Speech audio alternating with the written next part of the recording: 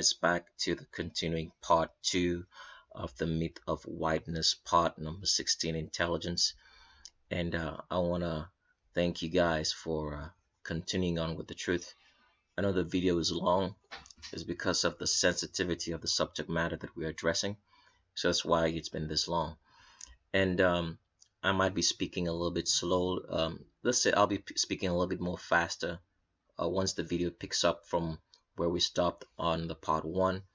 But I also want to let you subscribers know, and all the good people out there who are so much interested in truth, that the great grandsons of Genghis Khan who live in the Vatican and run our world from there, who call themselves white, which is actually a description of a lack of melanin from the Latin word albus, have heaped so much deception on the world. There was a lot of evil happening in this world prior to the sons of Genghis Khan running it. But where evil was won, they've actually made it a million times worse. And one of the things they've done in succeeding in confusing a lot of people about the subject of melanin, which is actually carbon, is the fact that they've set up a lot of black stooges, people, to teach about melanin, because they know that only black people will be interested in the subject of melanin, because they want to keep it as confusing as possible, so that by the time people start unraveling this deception, the lies would have sunken so deep that that understanding wouldn't be there anymore. Because one of the basic things that they've confused a lot of people about is the fact that they want you to always think about that melanin is only solely responsible for a pigment. But they'll never ever let you know that even how we produce melanin, that the sunlight helps you to produce more melanin from the food that you eat.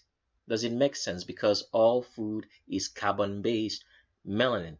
So the reason why black people are able to digest and produce more melanin is because they have the genetics for it. They don't have any albinism, so they are able to produce more melanin. So when you stay out in the sun, you're going to produce more of it inside your body, not just what you see on your skin. So it's very, very important that people start taking the sun a little bit more seriously. The sun is there for you. It helps you. It makes you stronger. So that's what I want you guys to take away from this. But I'll leave you now on to continue listening to the myth of whiteness, part number 16, part 2, the continuing part of it. So let's go.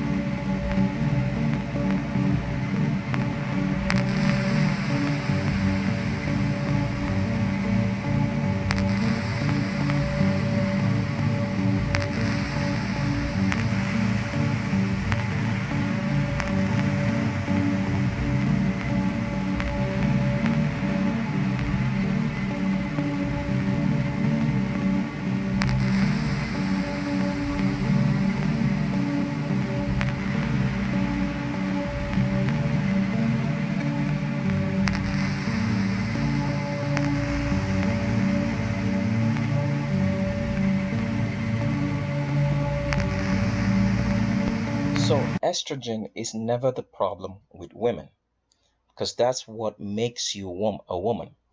The reason why black women are naturally different from anybody else who doesn't have woolly hair like them, it's because, first of all, um, if everything goes according to plan, that means, for example, the mom and the father stayed out in the sun long enough. That means when the sperm and the eggs meet, the skin of the black lady is going to be black. All right. If the mom, after she's gotten pregnant, stays out in the sun long enough, all right, she's going to have a perfect balance, especially with the nutrition that she has, a perfect balance of the estrogen and the testosterone in the female body. Because all women have estrogen, but what makes the black woman different is that she has more testosterone, so she has more muscle mass and less fat. So that's why a black women rather are the only women in the world who have a butt. I'm not talking about looking at someone's butt from the side, because there are so many illusions that you can put on that can make somebody who has straight hair to have a butt. The first illusion is that with any if anybody that's not black with woolly hair wants to have a butt, the person has to have a lot of body fat. But the butt is not made of body fat. So that's why, for example, if anybody who's an albino, anybody that has straight hair, has a butt, the leaner she gets, the butt disappears because it was fat and not muscle. Black women have higher testosterone levels in their body, so they have more muscle mass. So that's why a black woman can be lean with a butt. All right? Lean with the butt. With anybody else, it's not possible. They have to have more body fat to have a butt. I'm not talking about like illusions of standing by the side and you think that you have a butt, because every woman is going to have a butt from the side because the pelvis is tilted forward. All right? So from the side, you might have that 2D effect, and from the front, but when you go behind, it's flat. It's only women, black women, who have a round butt behind because it's muscle mass. It's not fat. They can be lean with a butt. So we're not talking about illusions of wearing like tight yoga pants, tight jeans, wearing high heels, standing in such a way that that you can take a picture from a three-quarter view that makes you look like you have a butt, or wearing high heels and walking in a manner, an illusion that the hips swing in a way that gives the illusion that there is a butt. That's not what we're talking about. We're talking about a real butt. It's only black women who can have that. If anybody else that's not black with woolly hair wants to have a butt, they're going to have more body fat. They are naturally fatter with the body fat they have. So that's why, for example, with albino women who are trying to gain a butt, they always get in the gym to do glute exercises to build the muscle mass. But it's not going to work because they don't have the genetics for it. They don't have the testosterone levels, which are higher in black women because they have more muscle mass. And let me just show you that what I'm talking about with the black women having more muscle mass because of the testosterone levels that they have. Before I do that, I just wanted to read something in here. I don't remember if I read it. It's still from this same website. You could pause the video, copy out the link, and go read it. It says here that melatonin levels were found to be positively associated with increased testosterone. Melatonin, which is melanin, is the same thing. It's just that they call it differently because they're trying to make a lot of people believe that melatonin is responsible for your sleep patterns, when that's not the case. It's necessary. Melatonin is what your pineal gland releases into your body that affects all your hormones and physiological processes every single day and night. That's what you need to understand. So melatonin levels here were found to be positively associated with increased testosterone. That means the more melatonin you have, or melanin in your body you have, the more testosterone you have.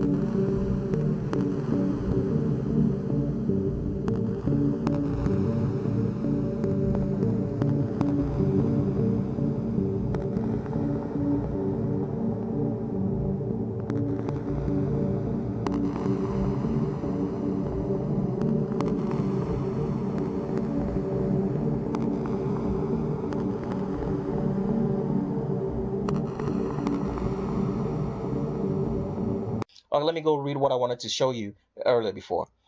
I'm reading from this website, which we've used a lot on the Myth of Whiteness series. You can always pause the video, copy out the link, and go read. It says here, the black females had greater skeletal muscle mass in the upper, lower, and combined extremities. When total skeletal muscle mass was combined with total body bone mass to provide an estimate of musculoskeletal mass, black females had 14.7% higher value than white. White here is talking about anybody that has straight hair, females. So the reason why black women are naturally curvier is one, they have more estrogen. If everything goes according to plan, that means so for example, the best way I can put it is this. If you notice, black women from the so-called in quote ghettos in America have a bigger butt and they're more leaner. Why is that the case? Because the pregnant mothers who are poor, or considered poor rather, are always walking up and down. That means they are spending much more time in the sun. So the fetus, with the nutrition that they're getting, is getting more sunlight and getting more melanin activation. So the hormones are properly balanced, the estrogen and the testosterone, causing them to have more muscle mass such that they're not doing anything. They just have a bigger behind and they're leaner. Black women are the only women in the world that have a 3D effect. 3D effect means that from anywhere that you're looking at them, they have a butt. Other women will just have 2D. And if they're in 2D, if they even have a 3D, they're going to be of much more, body weight. They stock up more fat. The leaner they get, all right, the butt disappears because they don't have the genetics for it, neither the testosterone or the muscle mass, because the testosterone is dependent, the muscle mass rather, sorry, is dependent on the testosterone. So black women are built that way. And secondly, you have to also remember that albinism causes the torsos of anybody with straight hair to be longer. It causes the torso to be longer and the limbs to be shorter. With black women, they don't have any albinism. The torsos are shorter. The limbs are longer, giving them a more curvy figure, added with the fact that they have higher testosterone caused by the higher increased melanin levels that they have inside the body that makes them look that way. So let me go read up something because it's so funny that that in today's world, black women are frowned upon for their curvy nature. All right, and black men as well, because the more testosterone levels you have, the greater your muscle mass is. So that's why, for example, a black man will walk into, let's say, a gathering, and the whole crowd just stops to stare. Why is that necessarily the case? Because he has too much testosterone. And since we are all human beings made of chemical constituents and electricity, we recognize when a testosterone is in the building, a higher level of testosterone. And that's when, in most cases, because we've been trained to hate our blackness, to hate this, to hate these high levels of testosterone, so many things are made, or stories are made to make the black people to feel inferior because of their higher testosterone levels that they have. But testosterone is necessary for your life. It's what keeps you strong. It's what that causes the slowing down of the aging process, or the death process, as I should call it, because it's actually death and not aging. Because our great forefathers lived so many years in this earth, they weren't aging, lived young and youthful lives. So it's the death process. The testosterone helps to slow down the death process. And if you notice, black people tend to stay younger. Why do they tend to stay younger? Because they have high increased testosterone. Black people keep producing testosterone till they hit their 50s. With anybody else that has straight hair, their peak testosterone level is in their late 20s, and after that there is a rapid decline. With black people, they still have increased testosterone levels till when they hit 50. And after 50, the decline is very, very slow based on the nutrition and the time they spend in the sun. With anybody else that has straight hair, in their late 20s, the testosterone level is shut off. And after that, it's just on a rapid decline. So that's why black people age slower. But they've made so many stories causing, black people to hate their blackness and the increased testosterone levels which they have. So, for example, a black woman walks inside a building, there is other many different women there, let's say, who all have straight hair. She takes the scene. Why? Because there's an increased testosterone and estrogen in the building, which we all recognize. But when that happens, a lot of people become suddenly prejudiced. Prejudiced in the sense that they start acting out their whiteness. They say, "Oh no, my husband doesn't like that. He doesn't like black people because they are intimidated by the high estrogen and testosterone that's in the building." If you say you're not intimidated, Leave your husband around with this black woman for a couple of minutes and see what happens, and go home and see if he truly will not like the black female. So testosterone and estrogen makes black people, all right, to stand out in the crowd. And it causes two things, because since we're made of chemical constituents, if you see somebody that has more estrogen and testosterone than you, two things are going to happen to you. You're either going to be intimidated by what you see because you have more muscle mass, more masculinity, or more femininity standing in front of you, or you're going to like what you see and be attracted to it. So it works in both ways. Oh, sorry, that doesn't work in both ways. It works either way. You're either intimidated, and you start acting like all, albanic people act and say, "Oh no, we don't like that. We are not attracted to that." It's because you're intimidated by the higher level of estrogen and testosterone that you see. So let me read a couple of things just to show you how this has been turned upside down, because first of all, black people have higher levels of testosterone in the body, which causes them to have more muscle mass, causes them to look more masculine, causes them to look more feminine, as black women have higher estrogen levels as well. And see how this has been switched in such a way that it's been brought about to be in a negative manner, because people of straight hair origins don't have this like black people. Let me show you that. So here's the article that I want to read. You could pause the video at any point in time, copy out the link. It says your estrogen levels are higher across the menstrual cycle in African American women compared with Caucasian women. So naturally, black people have higher estrogen levels. And this estrogen levels for females especially causes other women to be intimidated by them. That's just truth. Because once you recognize there's higher estrogen levels, right, that means somebody else is looking more womanly than you. Naturally, the natural thing to do is to be intimidated until you're somebody, except maybe you're somebody who's very secure in their minds. Then you can either, like I said before, love the person or get intimidated. And when you get intimidated, that's when you start acting in a prejudicial manner and you become racist, as they call it, because you're intimidated by the estrogen that you see.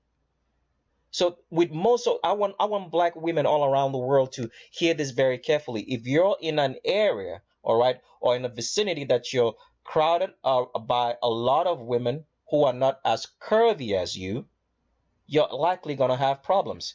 It's not because of you. It's because of the estrogen and testosterone levels that you have that are higher than the other women around you.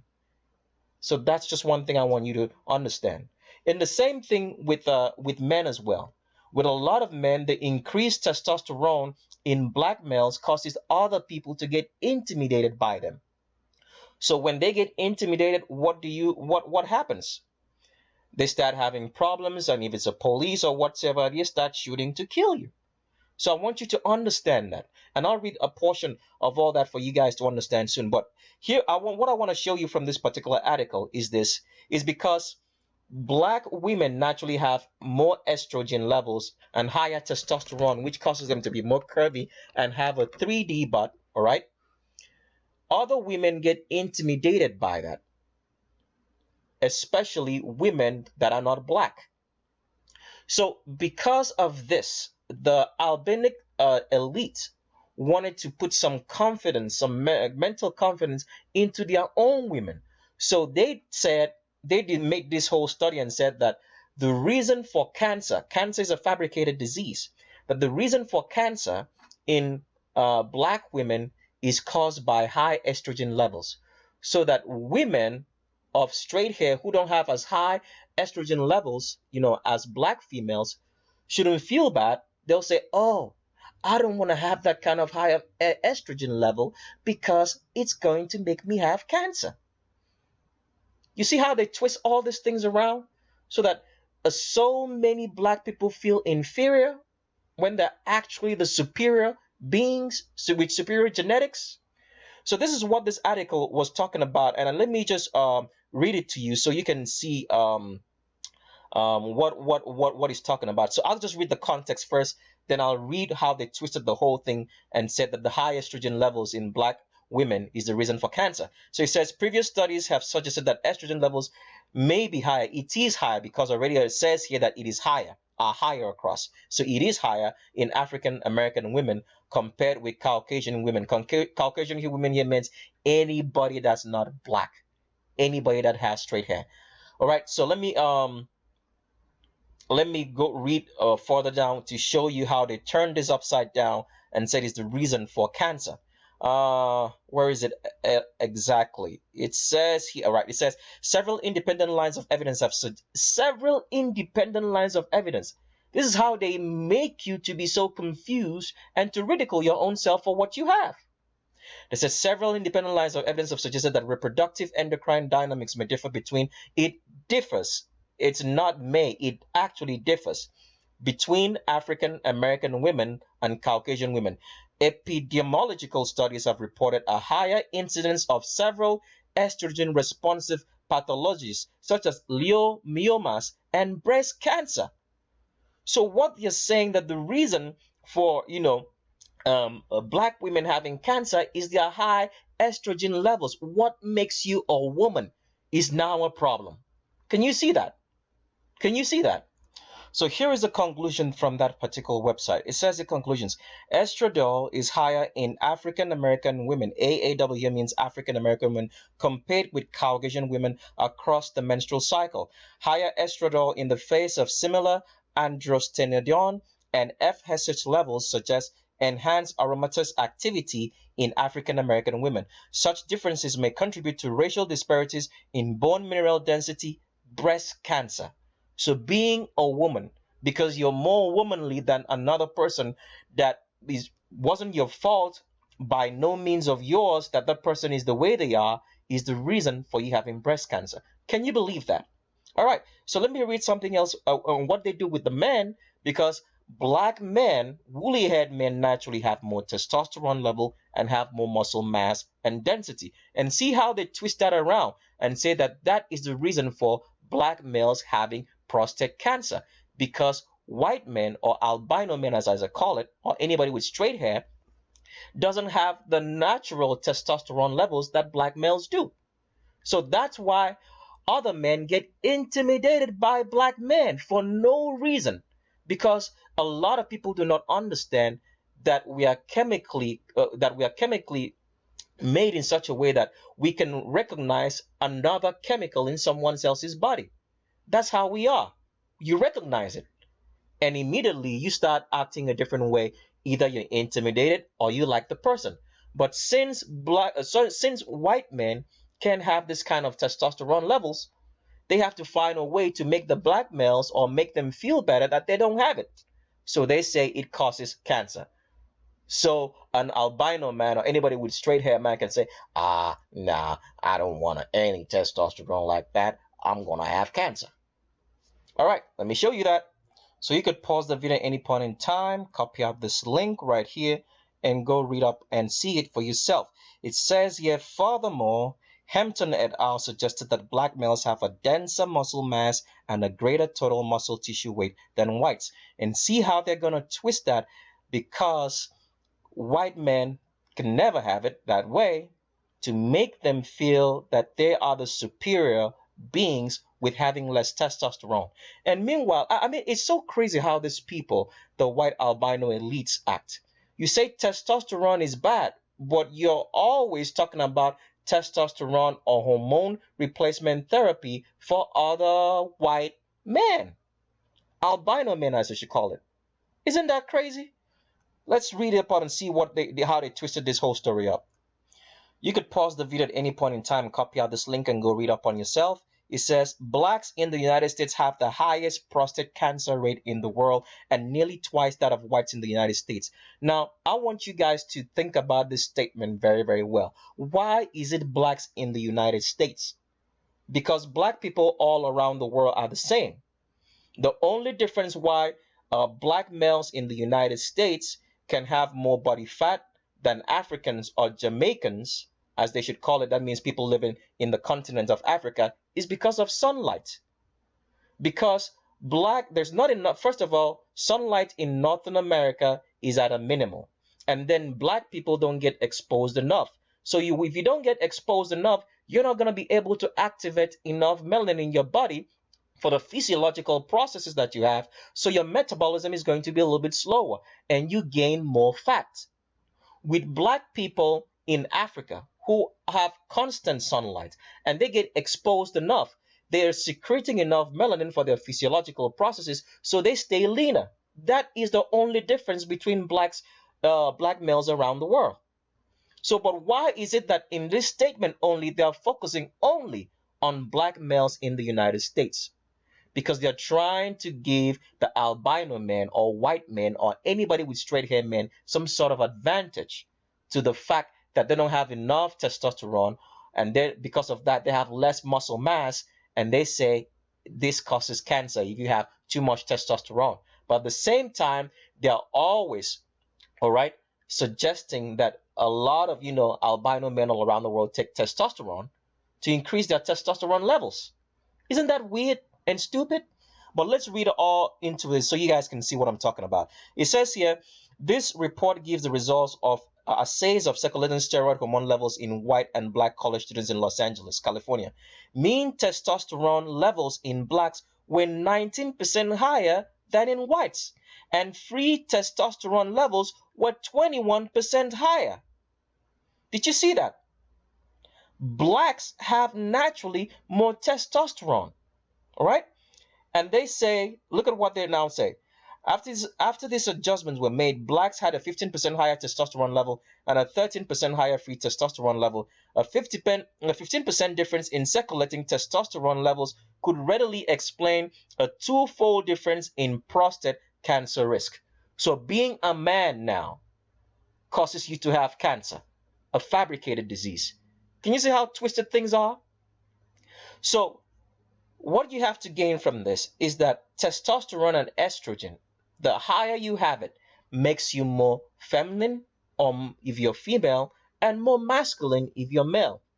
And with black females, because they have higher testosterone levels, they have more muscle mass, which makes them to readily have a butt, a real butt, so that they can stay lean with a butt, and anybody else cannot be that way. All they have is an illusion of either hip swinging, wearing tight jeans or pants, working in high heels, and if they're to have one at all, they're going to have more body fat than the black females. And that's it.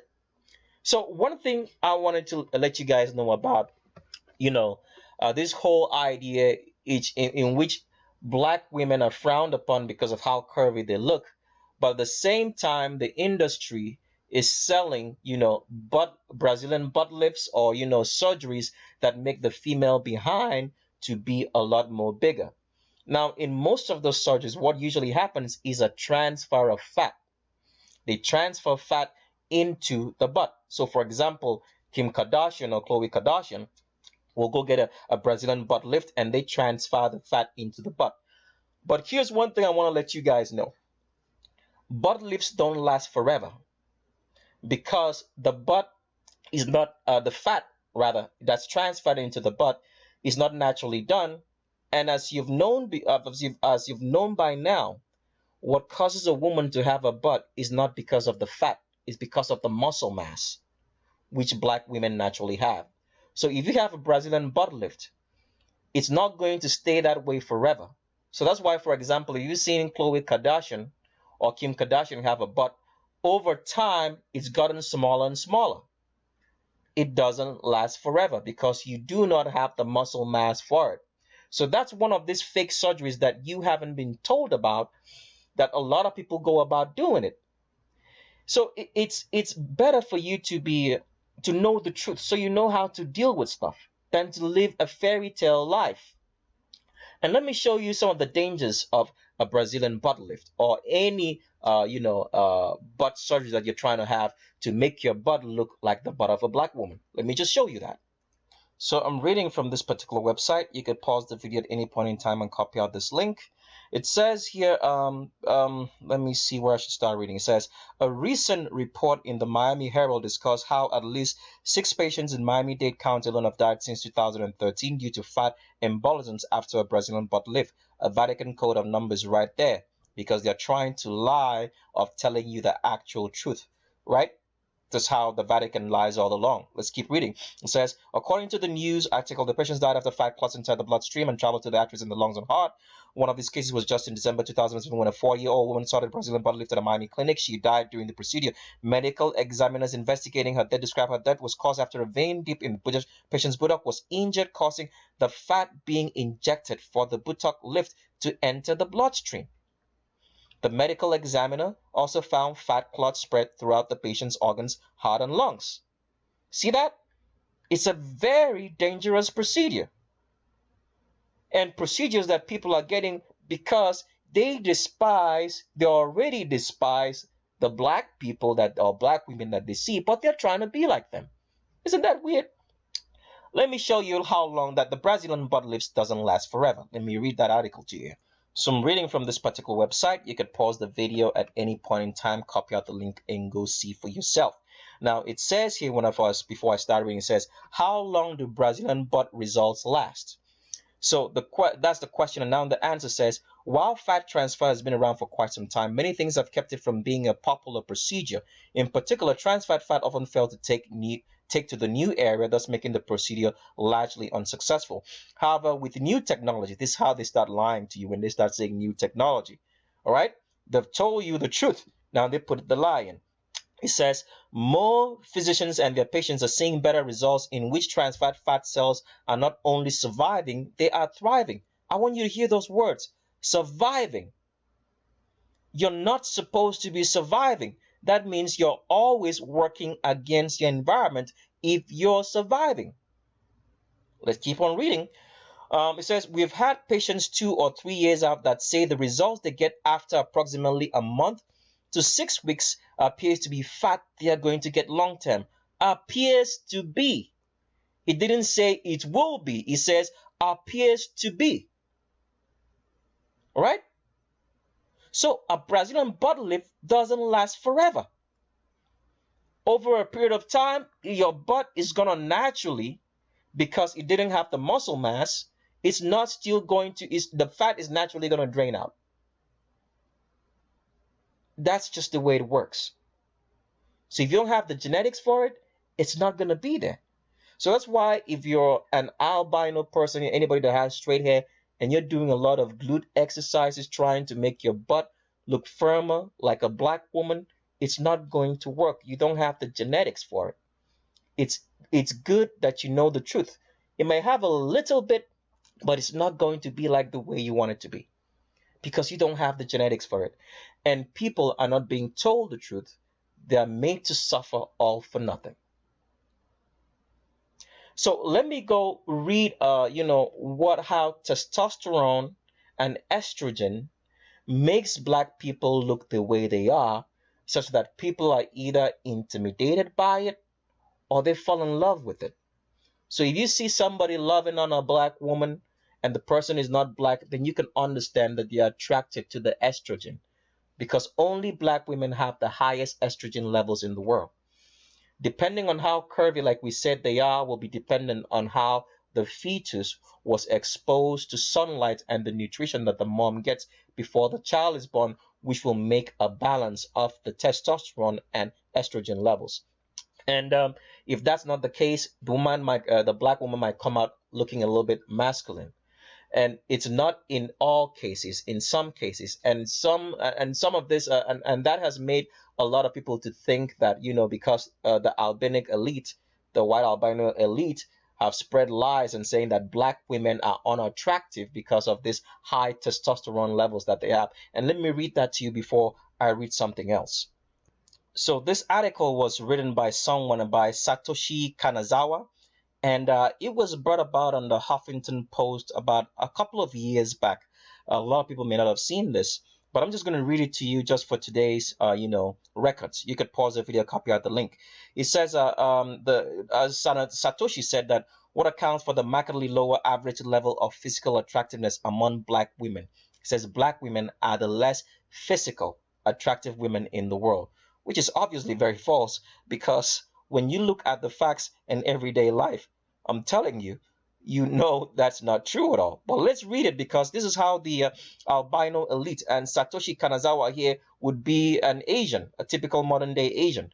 So that's why everybody that's white is one and the same. It doesn't matter where you're from. So let's read this. It says here,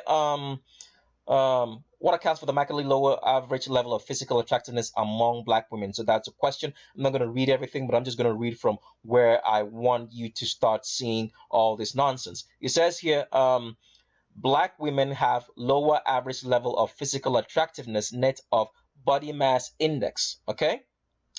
Nor can the race difference in intelligence and the positive association between intelligence and physical attractiveness account for the race difference in physical attractiveness among women. Black women are still less physical attractive than non-black women net of body mass index and intelligence. Melanin plays a very important role in intelligence, as you're going to find out, because we've been trained in such a manner, in such a way, that when we see something that's far superior than us, we are made to ridicule it. The best way I can put it is this: black athletes, right, are very, very good at what they do. Now, I want you to think about this for a second. If you got into a fight with someone, let's say a physical fight with anybody, all right, and the person won that fight, he beat you fair and square in everything that you were trying to do. He beat you fair and square in whatever fight that you have, maybe a sports or athletic competition or anything else, or maybe just a regular fist fight. The person beat you, all right? He beat you clearly. Would you stand up and say after you lost that fight, uh, I don't think he's intelligent? You just lost the fight, but you think that the person who beat you is not intelligent, right? It takes intelligence to win a fight. So if somebody can beat you fair and square in everything, then that means he's more superior and more intelligent than you are. It's that simple. You're not going to say, oh, he's not intelligent, but he just beat you in a fight. But that's what we're taught to say every day. That's what we're taught to say every day, that black people are far less intelligent and inferior. But they are beating you in every single thing. Everything, not just one thing, everything. All right, let me keep on reading this. It says here, black women, I think, okay, it said black, let me continue. It says, black women are still less physically attractive than non-black women net of BMI and intelligence, body mass index and intelligence. Net of intelligence, black men are significantly more physically attractive than non-black men. So at least he tells you the truth, that black men are naturally more physically attractive than non-black men. Why is that? Because of the high testosterone levels. Now let's keep on reading so you can see where all this comes into, why they say that black women are naturally unattractive. Okay?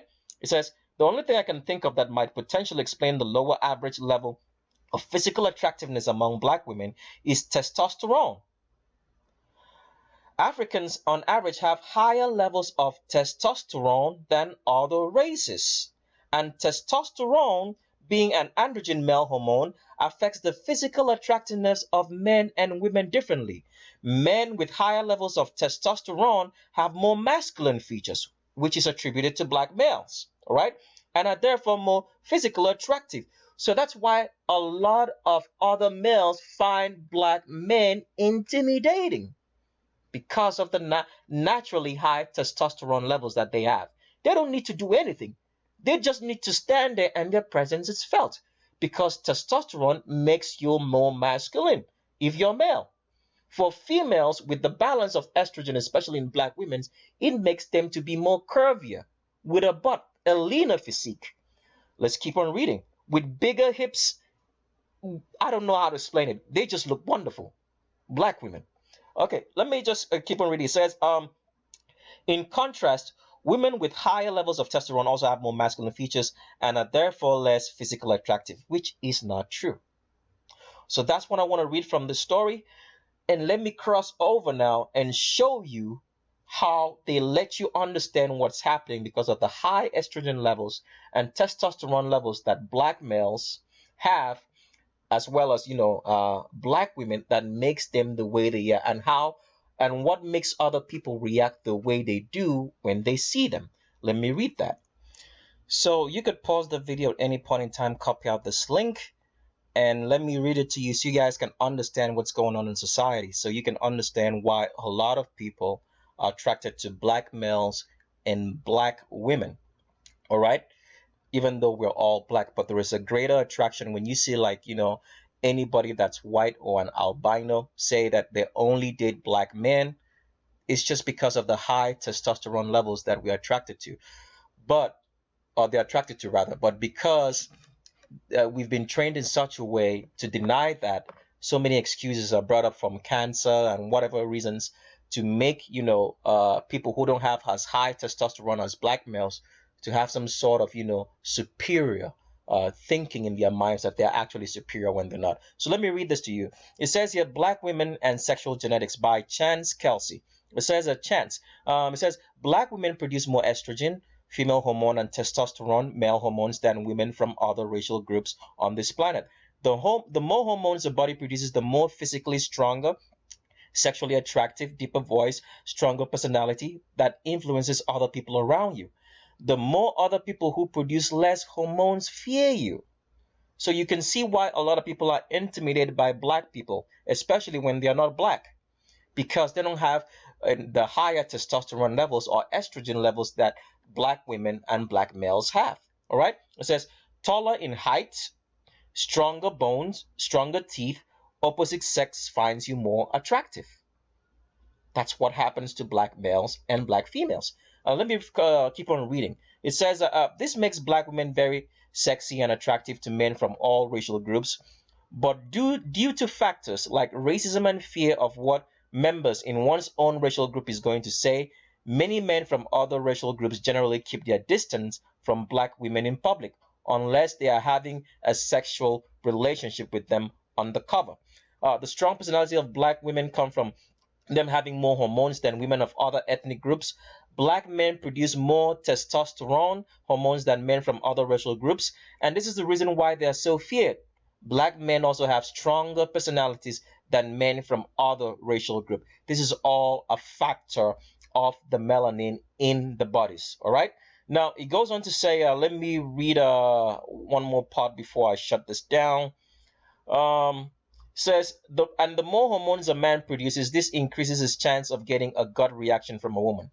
The same for women. The more hormones women produce, percent-wise, when men see them, they start having deeper sexual feelings for them and want to be with them.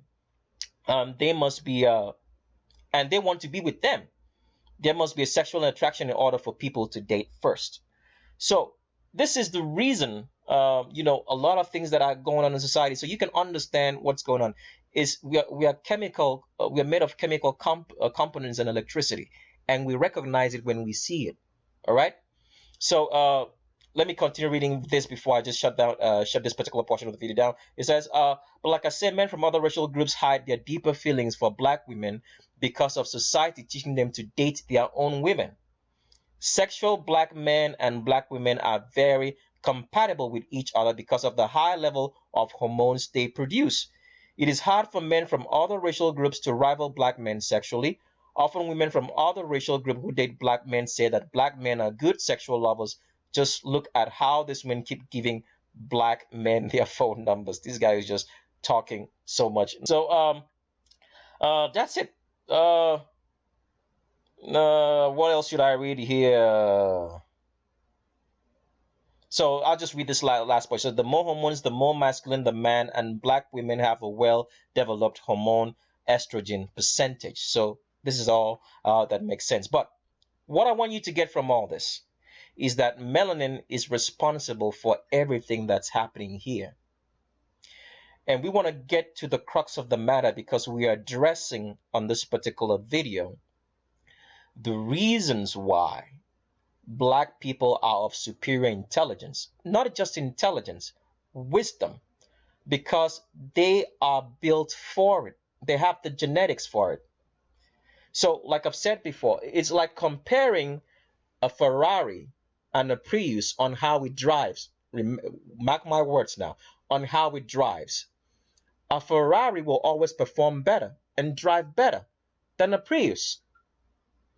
It's the genetics of how we're built. So you're going to find out that there is no way that an albino scientist could have discovered all that they've discovered in this world, because when we started the video, we started showing you that the reason why white supremacy does succeed is because of black wisdom or intelligence, which has always been the foundation of what this world was built in. And it's still continuing today. It's been subverted by the albino elite in the Vatican, using that wisdom in a subverted way because they work for the devil, and using it in an opposite way. So it's technically impossible for anybody albinic to be of superior intelligence than a black person, because they don't have the genetics for it. The genetics is dependent on how much carbon you have, which is termed melanin in today's society, to confuse us so we don't know what's going on, which one is which. So I'm going to read that particular portion for you to see what melanin does. And since black people produce more melanin, they naturally are superior in intelligence and wisdom, because intelligence is a fraction, is a tiny, minute part of wisdom. So let's get into that. So this particular website here is going to tell you that there's a difference between melanin and melatonin. It's one and the same. Melanin and melatonin is one and the same thing. The reason why they call it melatonin is because they want to confuse us and make us believe that melatonin is just responsible for your sleep cycles. That's wrong. It's not. All of this secretions is done by your pineal gland. So that's why stuff like, you not staying out in the sun affects your pineal gland. You brushing your teeth with fluoride toothpaste affects your pineal gland, and so you cannot secrete enough melanin into your body, because the secretions comes from your pineal gland. After the food has been digested and the melanin has been released, then the brain or the pineal gland makes a point of secreting it to wherever you need, especially under sunlight activation rather. So you could pause the video and copy out this link. I already showed you this link before, but I just want to read some few things so you can understand where we're going. Now, first of all, it says here on this article that I'm reading, it says key differences. The main functions of melanin is not melatonin, it's melanin. The modulation of the synthesis of melanin. See what they're saying there? They're trying to make you confused about the two. They say is the modulation of the synthesis of melanin, because it's melanin. Melatonin is melanin. It synthesizes itself. Okay, so let's keep on reading. Maintaining the sleep-wake cycle and biological rhythms in the body, whereas that of melanin are providing skin color, photoprotection, and involving in hearing. All right, so melanin is involved in your hearing. Now, when we read this, a lot of people are going to misunderstand this. They think it's about maybe hearing somebody speak, but that's not what it's talking about. It's talking about understanding. Hearing has to do with understanding. When you hear something, you can freely understand it. Let me read some other stuff that's gonna keep you so you can understand where we're going here. All right, I'll read some more of it later, but I'm just gonna read some from this particular website. It says melanin can be found in skin, eye, ear, hair, and central nervous system. Melanin is found in your eye, so it also affects your eyesight and how you see things. What does seeing have to do? Visual acuity. All right? Ear, understanding, hair, central nervous system. So what does the central nervous system do? It makes you to be able to react to impulses, makes you able to understand the difference between which impulses and which one you need and which one you don't need. So that's why black people can dance and move better. Does it make sense? They have enough melanin that makes them to do the things that they do. Discover the trends, discover fashions, understand languages. Does it make sense? Like I asked earlier before, show us one trend that white people have discovered. None. Every trend, every culture, way of doing things, it's all been black folk. Do you now understand what's going on? Okay, let's keep on reading some other part for you to see before I jump into the next segment of what I want to read. I'm going to read this last one, then we'll get into the next one, which is much more scientific in nature. It says here, melanin gives black people advanced mental and physical ability. Melanin refines the nervous system in such a way that messages from the brain reach other areas of the body more rapidly in black people than in others. Can you see that? So if you can't regulate your central nervous system, how can you be intelligent? How can you be full of wisdom? Because intelligence means that you are accruing knowledge. That means you're being taught. Wisdom means that you know what to do without being taught. Nobody told you. When a black person discovers how to dance in a certain way, nobody taught them. It's the melanin in their central nervous system that's working. And if you notice that most people, most black people who are considered to be living in the ghetto are the ones with the most discoveries. Why? Because they're spending so much time under the sun. They don't have money, they don't have no cars. So they walk everywhere and they spend so much time under the sun. And because of that, the sunlight activates so much melanin in their body, in their central nervous system, that they're making discoveries every single day. In their poverty state, they're doing all this. And meanwhile, the rich, albino, white, anybody with straight hair who sit up in mansions are lazy and can't do anything. They're not discovering anything. They're just manipulating those guys in the ghettos who are the guys discovering stuff.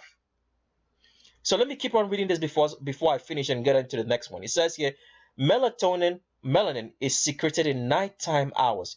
These hormones work inversely. See that? It's secreted at nighttime.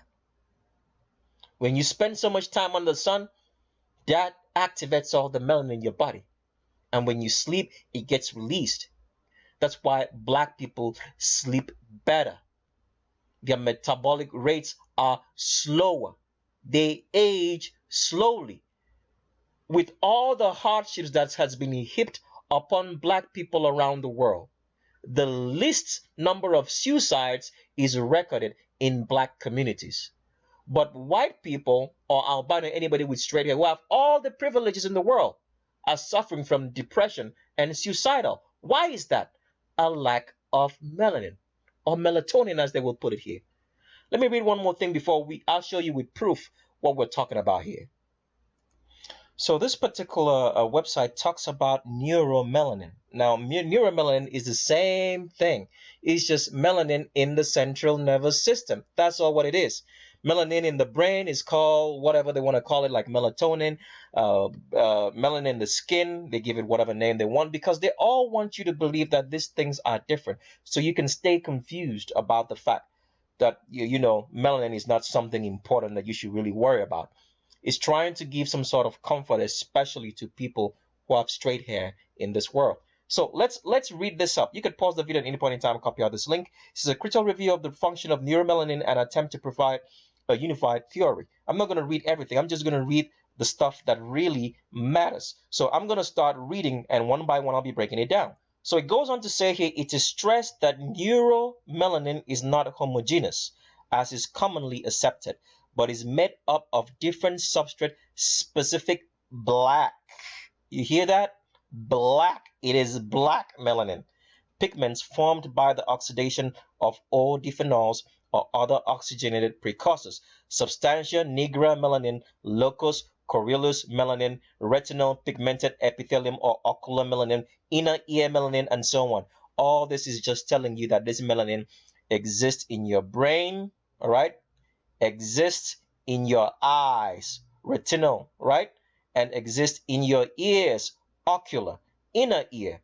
So that means if you don't have enough melanin in your brain, are you going to be able to think properly? No. If you don't have enough melanin in your ears, are you going to hear and understand properly? No. If you don't have enough melanin in your eyes, are you going to see properly and understand what you're looking at? No. Let's keep on reading. And who has the greatest melanin in their bodies? Who has the greatest melanin? Just ask yourself that question. Is it white or black folk? So that means black folks are going to see better, understand better. They have wisdom. And everybody else that's not black needs to be taught.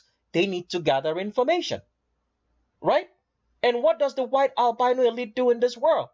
Gather information. From who? Blacks. And then they put it out and tell you they discovered this, instead of giving the people the credit from where they took it from. Let's keep on reading this. It says here albinism, all right?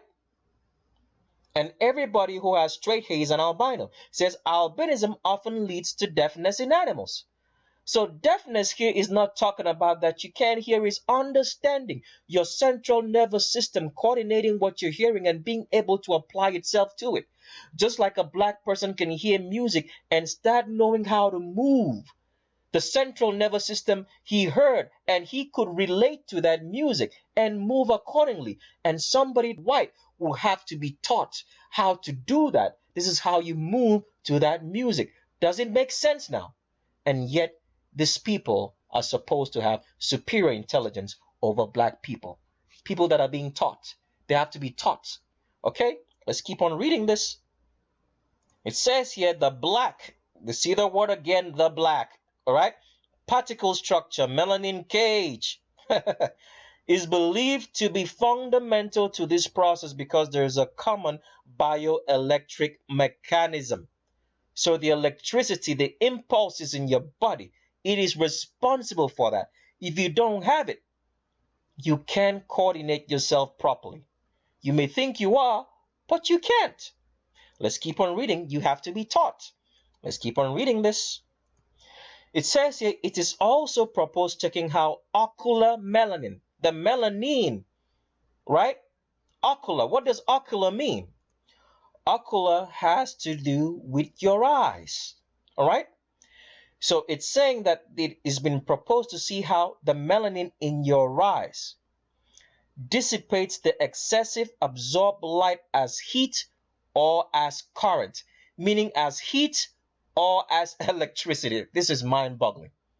So that means when you receive vision, all right, the melanin, the blackness in your eyes has to distinguish how to either see what you're looking at as heat, right, or as electricity, impulses.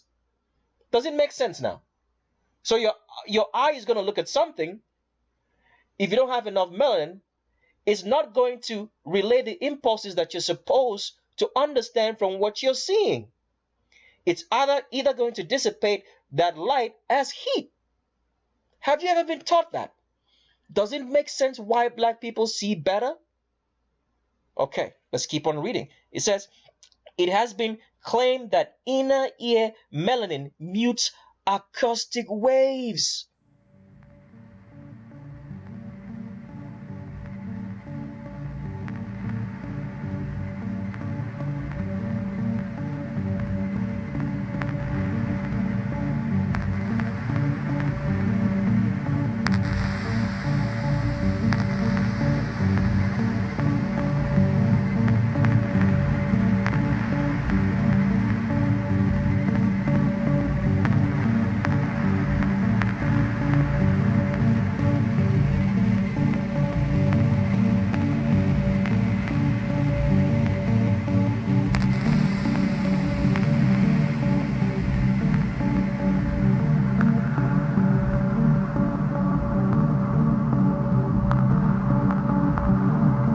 It mutes acoustic waves.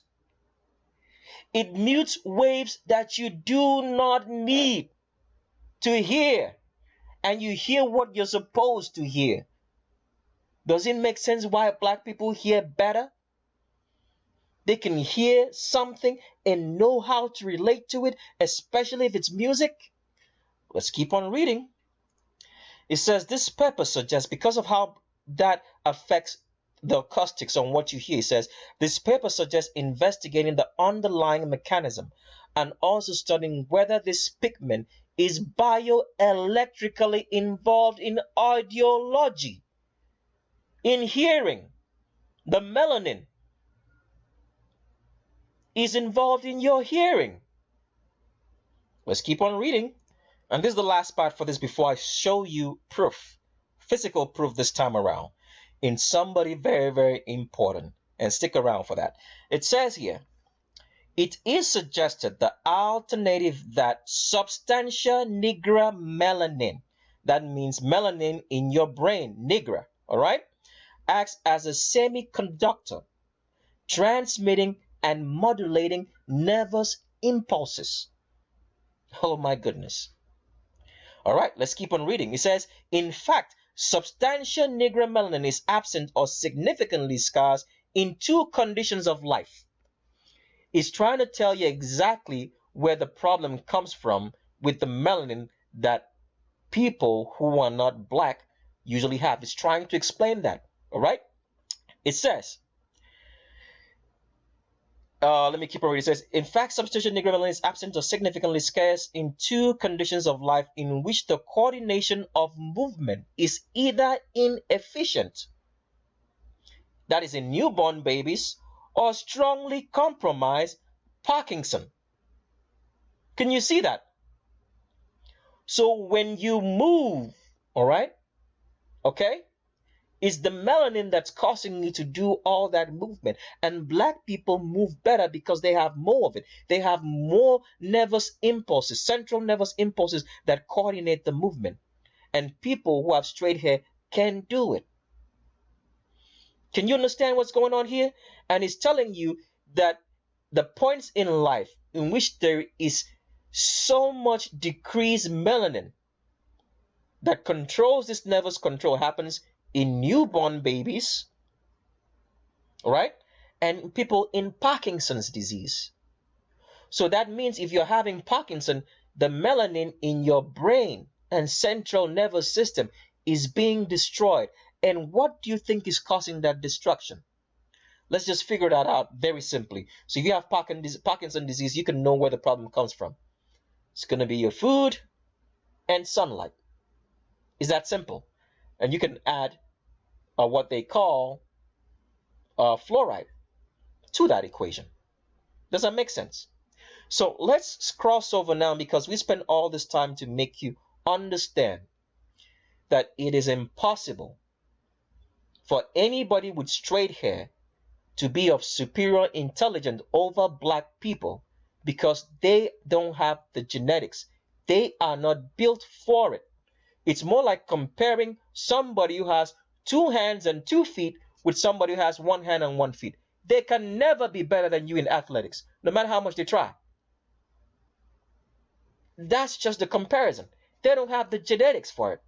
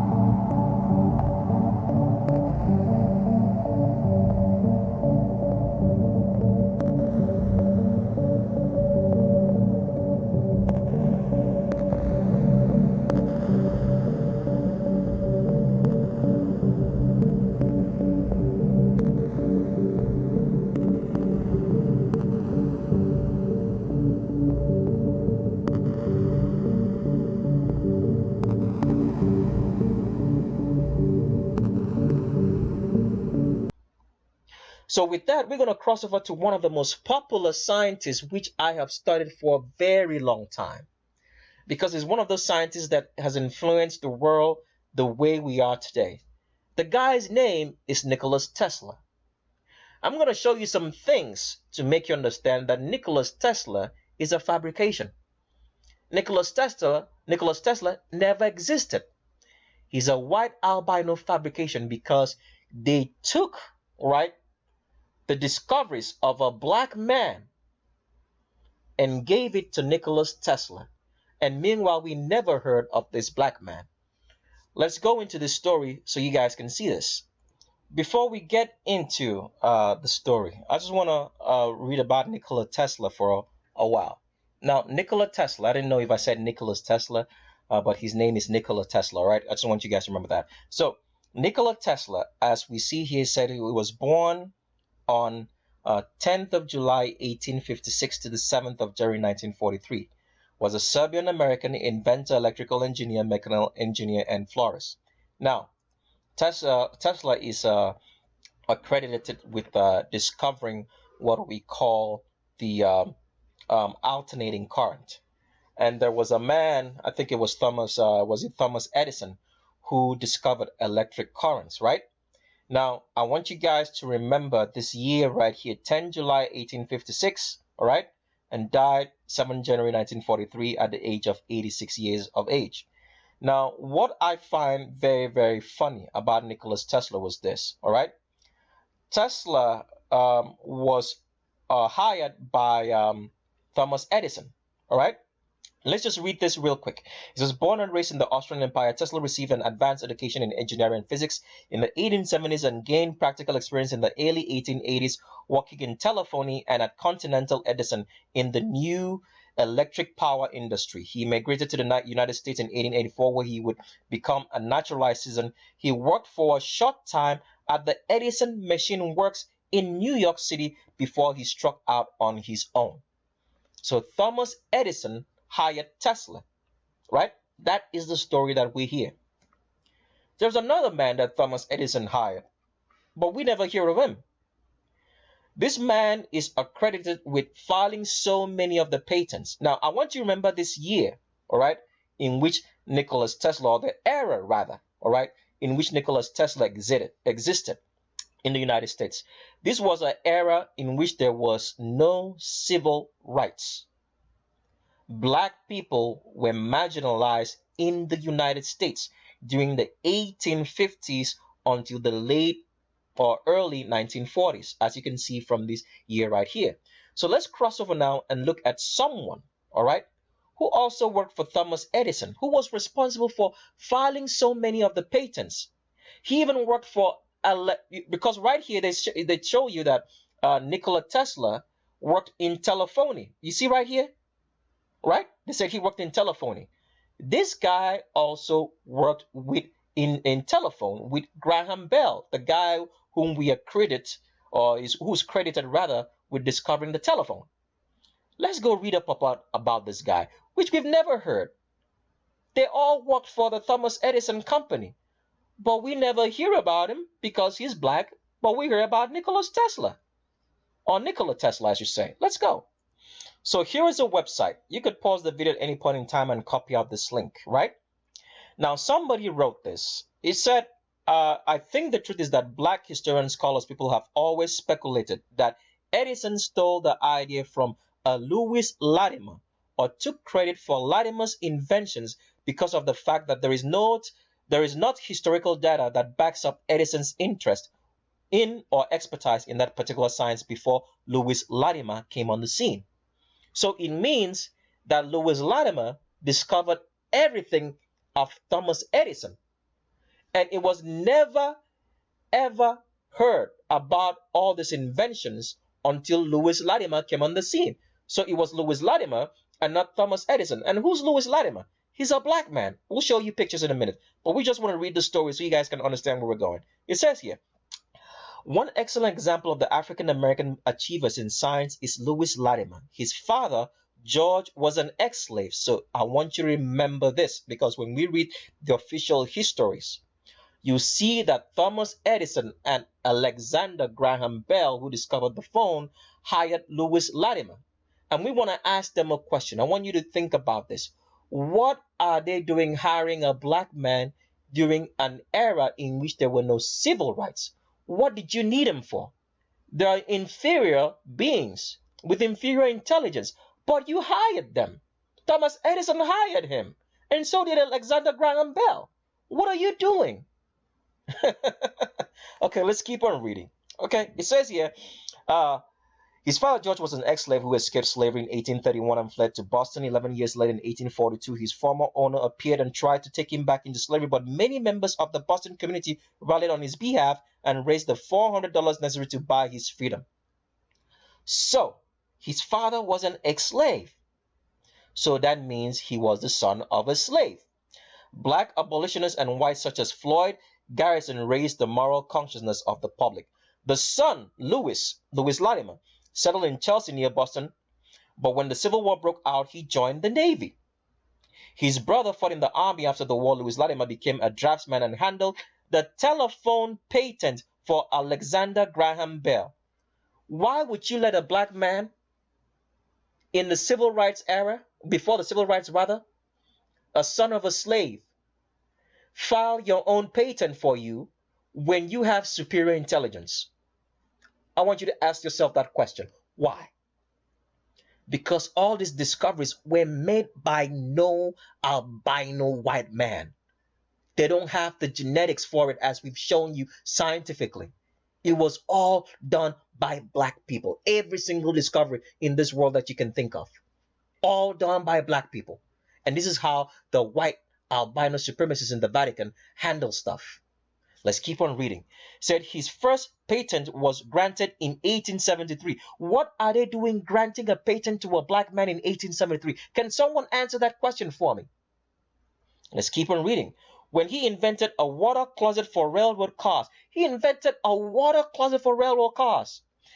In 1880, he worked for the inventor and industrialist Hiram Maxim in the U.S. Electric Lighting Company. Really? What are you doing hiring a black man? Before the civil rights, black were prejudiced against. They were considered to be animals, to be hired and working in a company with lighting, discovering lighting. Goodness gracious. Let's keep on reading.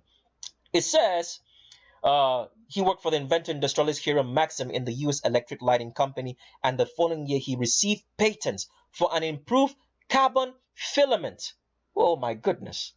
So that means the light bulbs we're using came from this dude. He received a patent.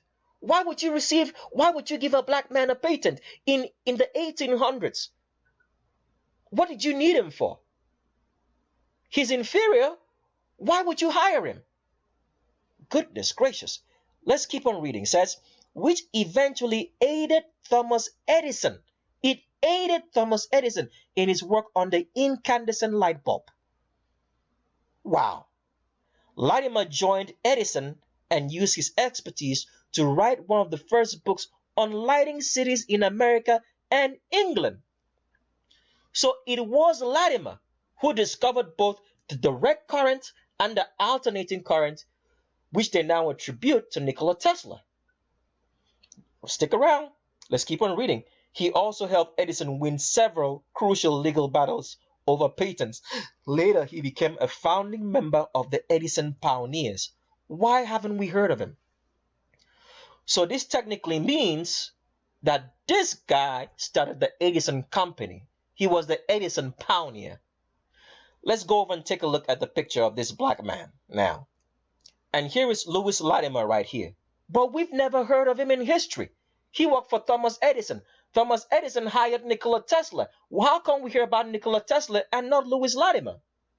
You can pause the video at any point in time and copy out this link, and we'll even read that in the Wikipedia page of Lewis Latimer, the official histories of the white, albino, anybody with straight hair, supremacists in the Vatican who lead and run our world and keep us from believing that we are all black, and make us still believe in this nonsense of white supremacy intelligence, which doesn't exist. It is black intelligence. Let's keep on reading. It says here, Louis Latimer is, let me try to make this a little bit larger so you guys can see clearly. It says here, Louis Latimer is considered one of the 10 most important black inventors of all time, not only for the sheer number of inventions created and patents secured, but also for the magnitude of importance for his most famous discovery.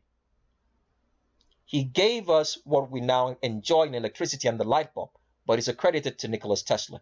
Now let's go over to his official page now on Wikipedia and read what this guy's put into place. Because I want you to study, when you're trying to catch somebody in a lie, like I've always told you, you need to study the timeline. Time never lies.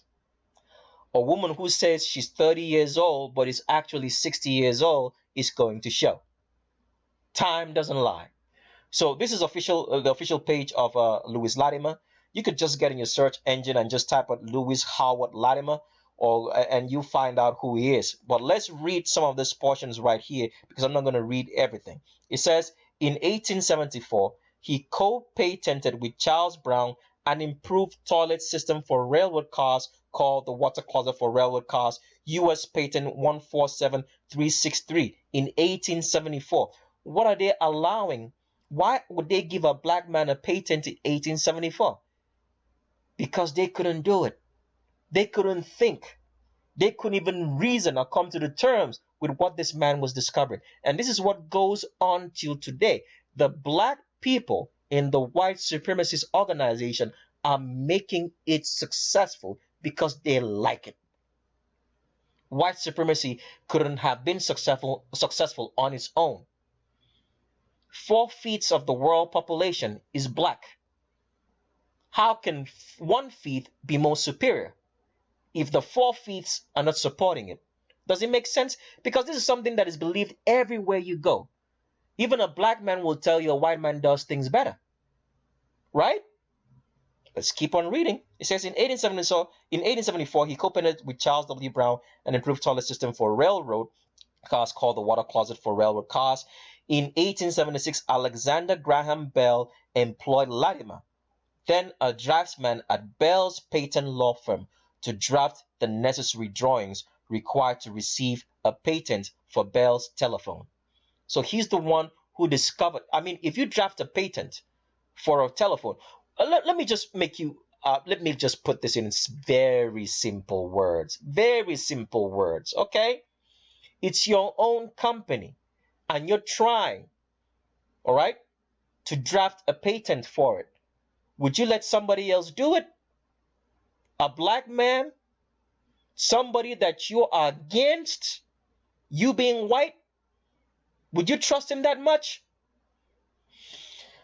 It's common sense, people.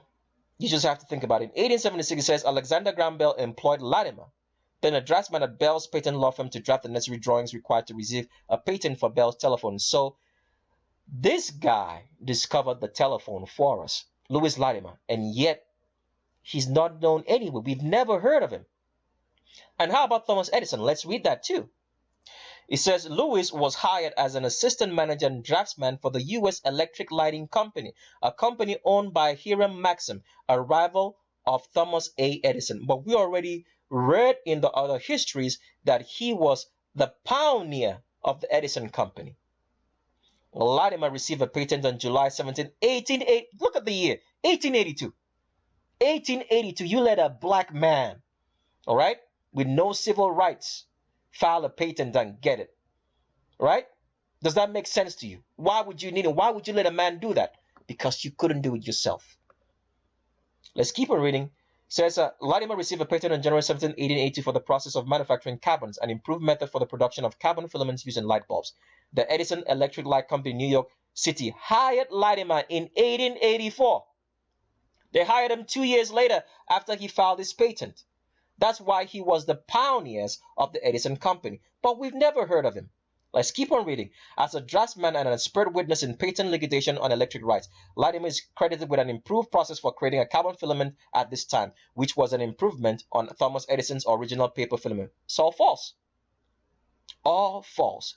Because this guy, in Louis Latimer, this black man, is Nikola Tesla. How do you know this? Look at the year.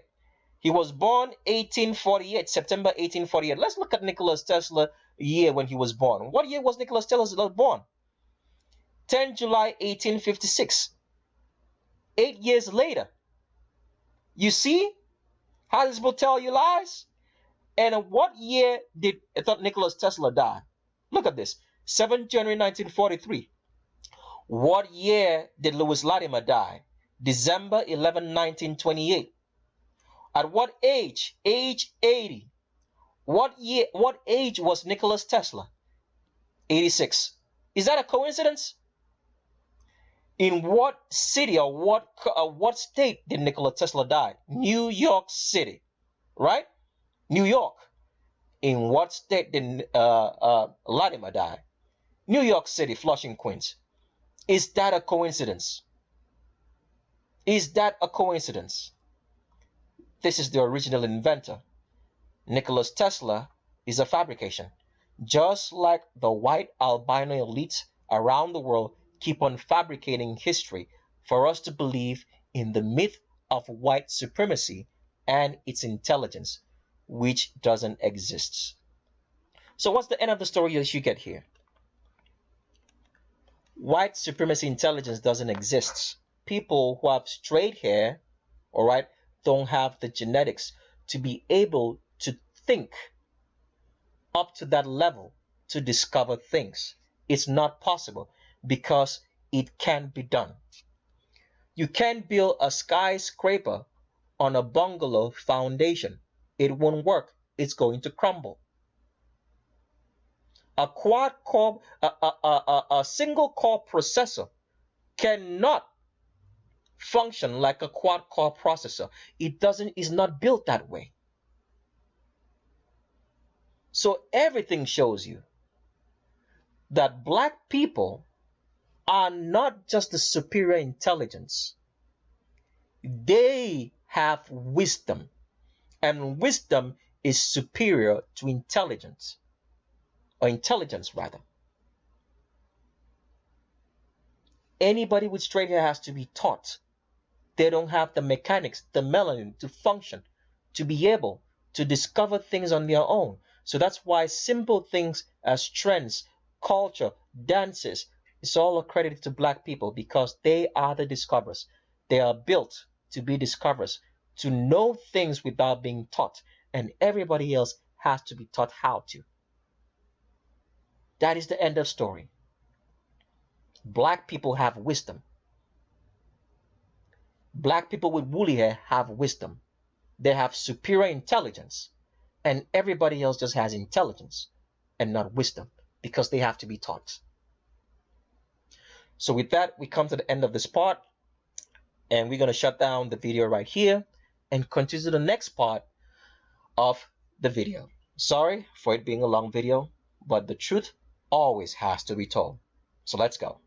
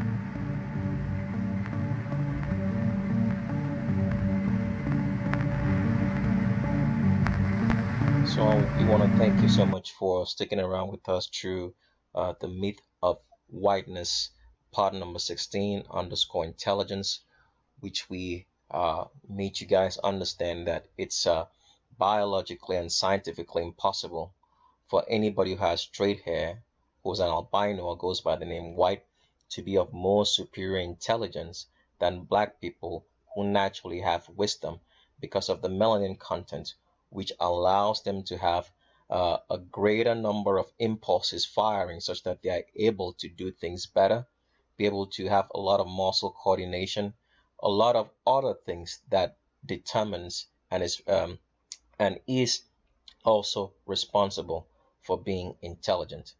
So through all the years that we've been told that black people are naturally the inferior people of intelligence has actually been false, because the intelligence that the white supremacists are using, the great grandsons of Genghis Khan, to run our world, all the technological marvels and inventions are actually inventions of black people. But now we just have a white face, or let's say an albanic face on top. So the best way we could put it is this: the back office is black people working with intelligence, producing the intelligence. The front office is just the masquerade that you see in terms of the albino elite scientists saying that they're the ones who discovered everything. And like we've always said, nothing has ever been discovered in this world. Everything has always existed. So whenever you hear that someone say they discovered something, is actually false. Everything has always been there. So what you have are just upgrades. So for example, if a black person dances today, dancing didn't just get invented. Dancing has always been around. So it's just going to be a different kind of dance, but it's a dance nevertheless. So that's the best way I can put it. So with that said, let's get into a feature presentation today, which happens to be Elton John. We're going to be taking a look at Elton John. And for the first time, if it's a first time on our channel, because normally this is a different kind of video, we usually like welcoming the first time subscribers first and making you understand that this channel is not ideally welcome for first time subscribers, that you should have been on Tricks of the S Trade before you got on Tricks of the S Trade too. So, but if it's your first time, nevertheless, because a lot of people really don't follow instructions, we want to walk you through to understand this section of the video, because this has to do with identifying the gender of someone who's very, very popular by the name of Elton John. So with that said, I'm going to point you to a document.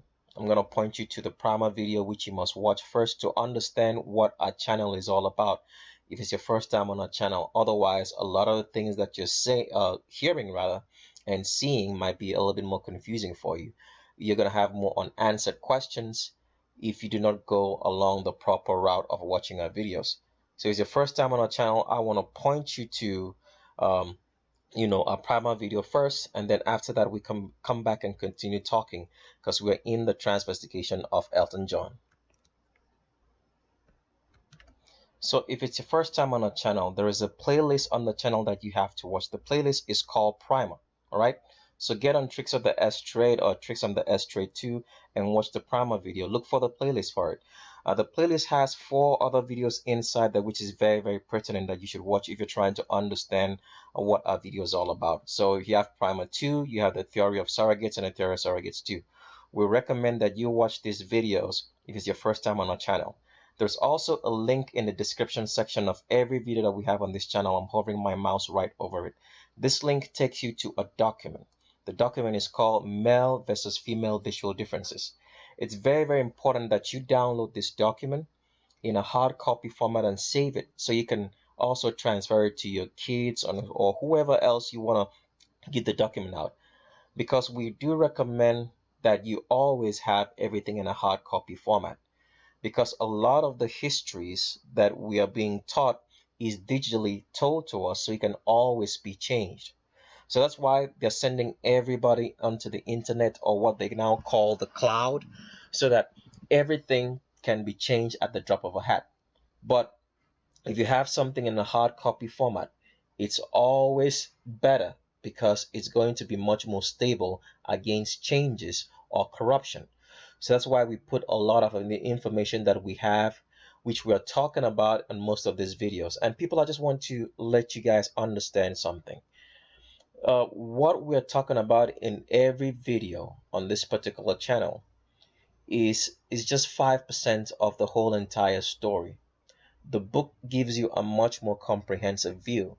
And with a book, you have a hard copy format in which you can always have a reference to, and you can leave on to your future generations and children to read. But stuff in videos like you're watching now digitally can get corrupted because there's one thing you guys have to understand. Everything that's digitally made is stored on a media, and all media can get corrupted. And such medias as flash drives and hard drives, they have what they call read cycles. So they are made according to a number of read cycles. Read cycle means the number of times that you can retrieve data or store data on that particular media. So with hard drives, they can have up to maybe 2 million or 2 billion read cycles. That means after 2 billion cycles of you reading, retrieving information, and storing information, that hard drive will crash. And most cases, the great grandsons of Genghis Khan actually put some sort of crashing software onto the hard drive intentionally, because this is all planned, all right, to make sure that most information that people have can be controlled. So the only way you can have valuable information, as we've seen throughout history, is in a hard copy format. So that's why people like the Egyptians left carvings of pictures of who they are, statues all around the world. That's why Yahweh was writing down stuff on a tablet of stone, all right, and gave it to Moses, and also told Moses that he should tell the Israelites, the black woolly haired Israelites, that they should write everything that he said on a tablet. They should write it into their palms and carrying it around, or write it in such a way that they can carry it as a necklace, so that it will always be in remembrance. The reason why a lot of histories, we are so confused about a lot of histories, is because a lot of people didn't put things down in writing. So you have to learn how to put things down rather in writing, for yourself and for your future generations, if you do not want them to get lost and be whitewashed and be controlled by the devil so they don't know anything. So with everything that you're watching on this channel, all right, we've put it in a book for you. So we advise that you save money towards the book and you get it. And as you're watching this particular screen right now with this document called the Male versus Female Visual Differences, we also advise that you download it and print it out in a hard copy format for yourself. Okay, all right. So let's get into this, because we're in the transvestigation of Elton John, and this video has been running too long, so we want to cut it short. So what you're looking at the screen right now is a visual difference between a man and a woman. You see a woman to the left of a screen and a man to the right of a screen. Now, the female, there's one thing you guys have to understand about how to identify the gender of anybody. Gender is dependent on the skeleton. All right? The skeleton of a woman is designed to carry children, to give birth. The skeleton of a man is not. So that's how, from dead remains of human beings, you can identify the gender of someone, because the skeleton determines the sex. The secondary rather, is based on the primary. What does that mean? If you're going to build a bungalow, you must have the foundation suitable for a bungalow. Otherwise, if you fit a skyscraper on top of a bungalow, it will not stand. It will crumble. So if you go about identifying gender by the genitals and the secondary male or female characteristics that you see, such as people say, long arms, long torsos, Adonis belts, an Adam's apple, a brow ridge, a strong chin, pointed chin, long arm, long ring index fingers, which is obviously very false, and so many other things, you're going to land at the wrong location in determining that gender. Because you have to understand this. The only difference between a man and a woman, the only difference between the gender, male and female, is that the female skeleton is designed to give birth. That's the only difference between the two genders. One can give birth and the other cannot. So why do you go basing gender on things that don't matter? So this is one thing that you guys always have to remember, please, at all times. So what you're looking right here is a woman to the left of a screen. She has an arch in her back. Now, why does a woman have an arch in her back? A C-shaped back is what a woman has. Why is her back shaped that way? It's because the pelvis of a female is tilted forward. Why is the pelvis of a female tilted forward? Sorry to say, is because the pelvis needs to be in a position such that a baby can stay inside this womb for 9 months of conception without having to come out or drop out of it. Because if the pelvis was straight like a man, the child would not be able to stay in there comfortably. So that's why it's tilted forward. So that tilt causes the back of a female to accommodate the tilt, and therefore it arches, as you can see right here. So a woman's back is shaped like a C, all right, which is an arch. A man's back is straight. There is no arch, as you can see right here, because a man does not give birth. If a man's back wants to arch, it's going to arch outwards into the shape of a D or a P, but it's going to be straight into the pelvis, no arch, as you can see right here with this female to the left of our screen. So always remember that. The back of a man is shaped like a D or a P. It's a straight back, straight in the sense that there's a straight back right to the pelvis. There is no arch like a female that you see right here. So remember those two letters. A woman's back is shaped like a C. A man's back is shaped either like a D or a P, because it's a straight back that has no arch into the pelvis. I hope that makes sense. So I'm going to scroll forward into the document just to show you how a female's back arches more. As you can see right here is a woman kneeling down. She has that deep C arch in the back because her pelvis is tilted forward.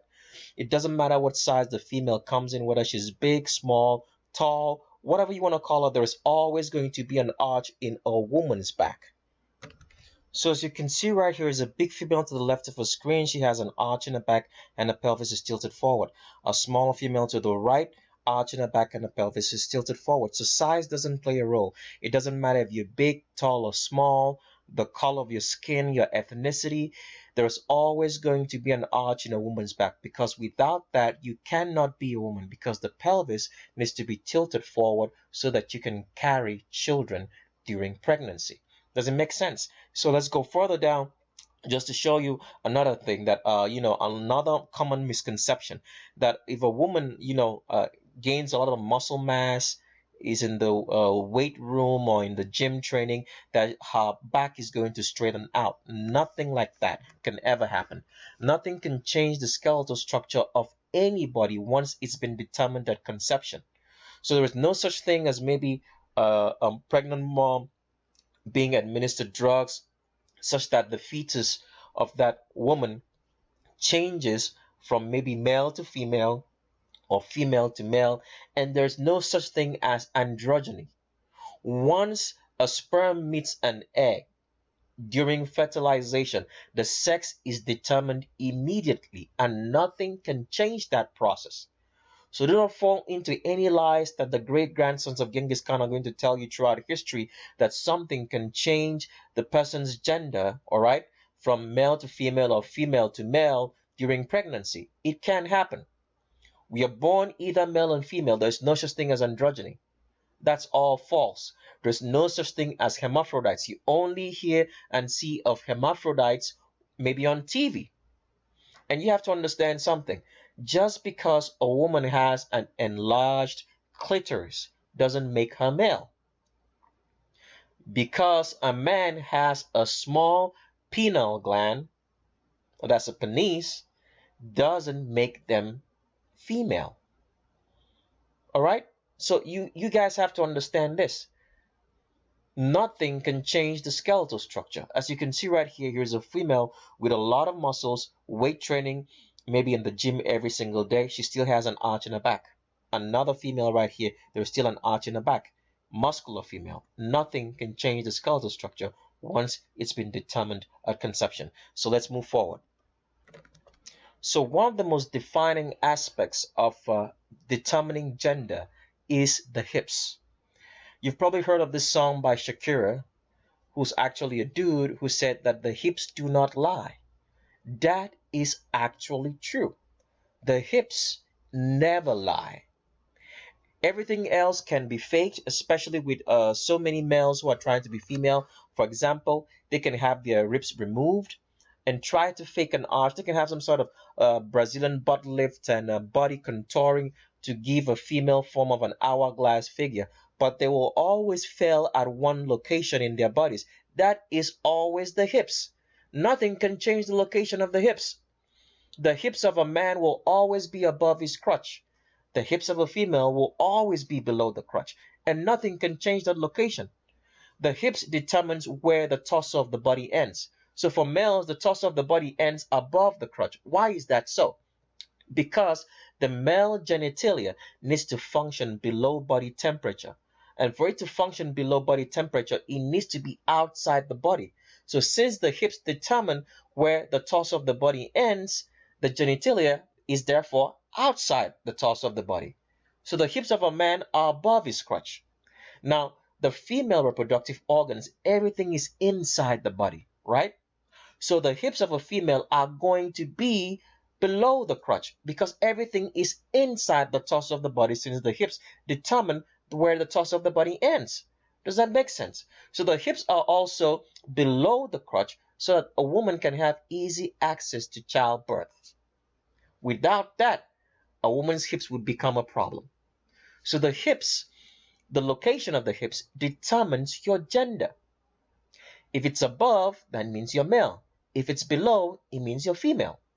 And this is all known all around the world because if you notice, if you go into any clothing store or company or wherever you get your clothes from, you find out that there are so many brands of clothes sewn from so many different countries.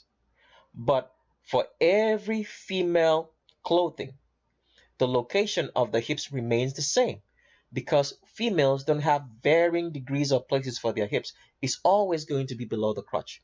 If this was not known, a lot of the clothes that are sewn around the world and brought to so many different countries for females to wear would not fit, because if you had varying degrees for where their hips are, and you sew one cloth and you're trying to fit a woman into a medium, large, or whatever clothing size you have, the clothes would not fit because the location of the hips would be off. So everybody knows this. The Vatican, who's responsible for all the clothing that you wear, know that the location of the female hip is below the crotch. So I'm going to play this short video for you to see that, okay? So in this short video, you can see right here that this is a regular female. When I say regular female here, means that naturally some women will always have maybe their shoulders, some women, not all of them, their shoulders wider than their hips. That doesn't make you male. It's the location of the hip that makes you female. All right?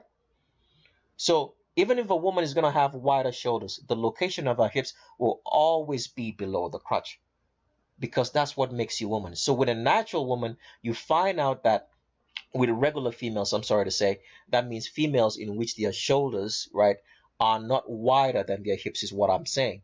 So with regular females, you find out that from underneath your elbows that you start spreading and getting wider because your pelvis is wider than a man's pelvis. Why is it wider? It's wider and longer so that a baby can stay comfortably inside the womb for the 9 months of conception that a baby has to go through. So because of that, the pelvis is wider. Because the pelvis is wider, the pubic arch is also wider. What is the pubic arch? The pubic arch is the space in between your thighs. So that's why for some females, not all of them, depending on the body fat, you find out that a woman will always have space in between her thighs. Her thighs never come together. That's because the pubic arch is wider for females. Because of that wider pubic arch, everything inside the female pelvis is farther apart. The hips are farther apart, which makes her to have an hourglass figure. And the location of the hips will always be below the crotch. So this female is going to measure this woman's hip. So you see exactly where the tape goes around for you to know where the location of that hip is. As you can see right there, is below the crotch. So with females, females have a very acute Q angle. The Q angle is the angle between the hip and the knee. And the Q angle for females will always start below the crotch. For males, it will start above the crotch because that's where a man's hips are. So I always use this analogy, and I always rather tell people, it's not really an analogy, but as a suggestion. If you have difficulty trying to determine the location of someone's hips or the gender of someone, try to see if you can find a picture of the person from the back. Because once you see a picture of the person from the back, you're going to be able to tell if this is male or female. In most cases, when you see someone walking from the back, you can tell that's a man and that's a woman because of how acute the Q angle shows from the back. With females, the Q angle is going to be slightly above the bum line, but regardless, it's below the crotch from the front. With males, if this was a man, this Q angle, right, would be farther up away from this bum line. So you could tell that's a man. And let me show you an example. I'm going to show you the example I'm going to show you is going to be in uh, Iggy Azalea, all right? This is Iggy Azalea right here. Iggy Azalea is regarded to be a female, but Iggy Azalea is not female because you can see right here, this is Iggy Azalea's bum line. And look at where the Q angle is. It's so farther up. Why? Because Iggy Azalea is 100% male and not a woman. That's why this Q angle is so far away from the bum line. So that's always a suggestion. Try to see if you can find pictures of the person from the back, because once you see the person from the back, you're going to be able to tell this is male or either female. So let's continue on with the transvestigation of Elton John so we can wrap up this video. So here is a picture of Elton John. As you can see, Elton John has a very long pelvis because Elton John is 100% female and has been masquerading around as a man for way too long. You can actually see the length of the pelvis right here, how long it starts. It starts from right inside the middle of the torso. With women in general, or females in general, what you'll find out is that the waist of a woman divides the torso of the body in half, as you can see right here in Elton John, or almost half. So that means the woman's ribcage is going to be very small, like you see right here with Elton John. And then from then on, all the way down from below the ribcage will contain the stomach and the female reproductive organ. So that's what makes the pelvis of one very long. As you can see right here, this is how Elton John starts spreading from right underneath the elbows, as we showed you, because these are her elbows. And from then, he starts spreading all the way downwards, and the Q angle starts right here, which is below the crotch, because Elton John is 100% female. Let's go to another picture.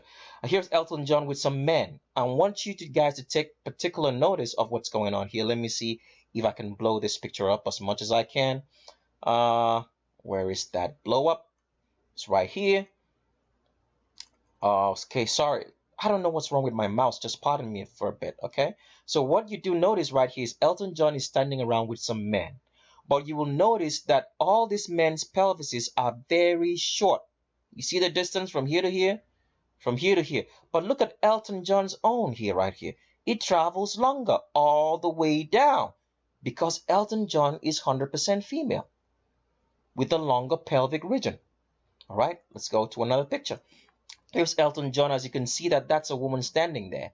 This picture doesn't say much in terms that we can see like the hips, but you can see that's a female form in how it flows, because it's not a man.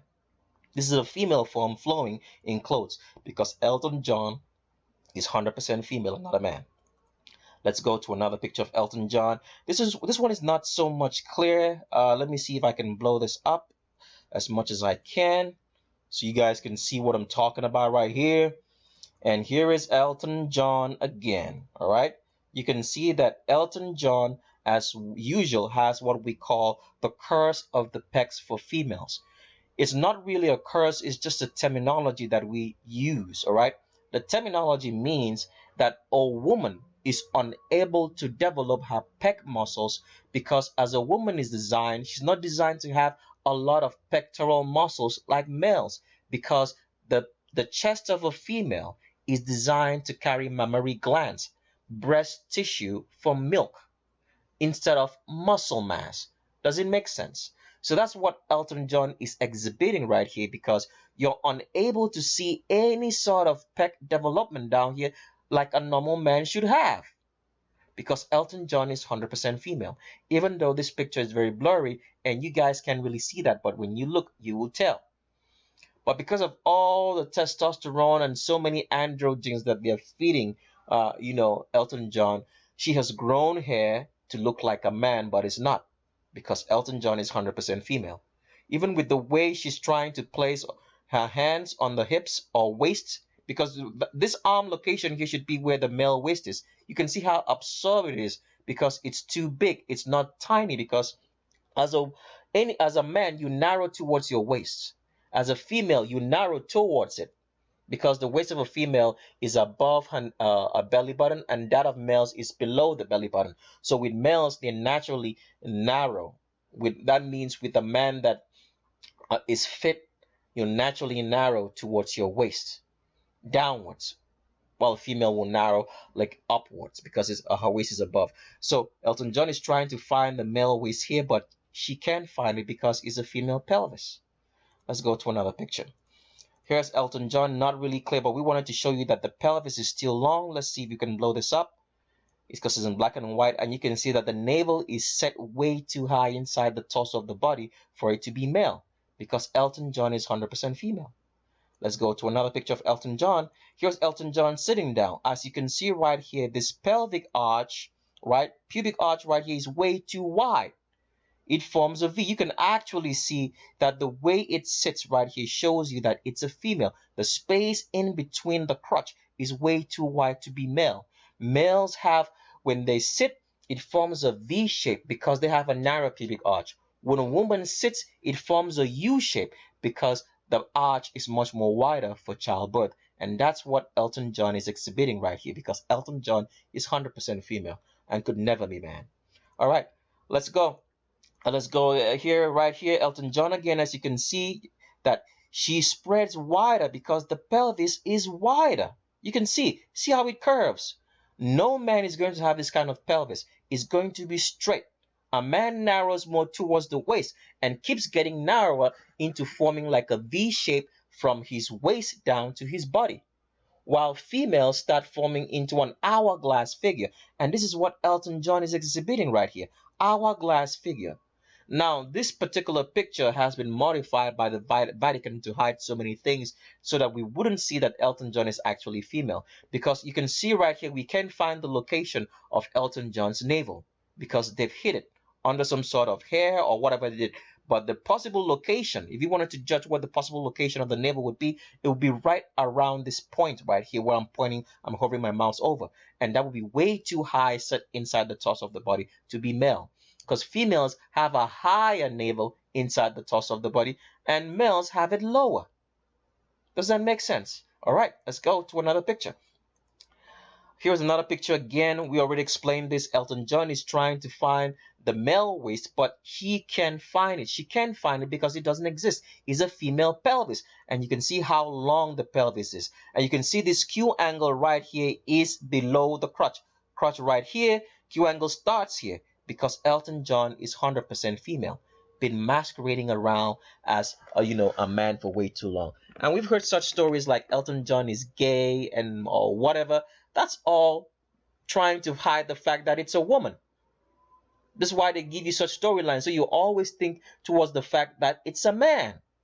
Make sense? All right, let's go to another picture of Elton John. You can still see that long pelvic region here. And don't worry about the back. The back is not straightened out. It's because we've always talked about the fact that when a woman is doing something that requires her to support the weight of her frame on her body, her back is going to naturally straighten out, but it doesn't mean it's straight.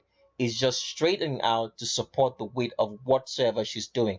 And in Elton John's case, she's trying to play the piano right here, and that's what exactly is happening. But we're looking at the pelvis. The length of the pelvis is way too long. the distance from this belt all the way down is way too long to be male, sorry, because Elton John is 100% female.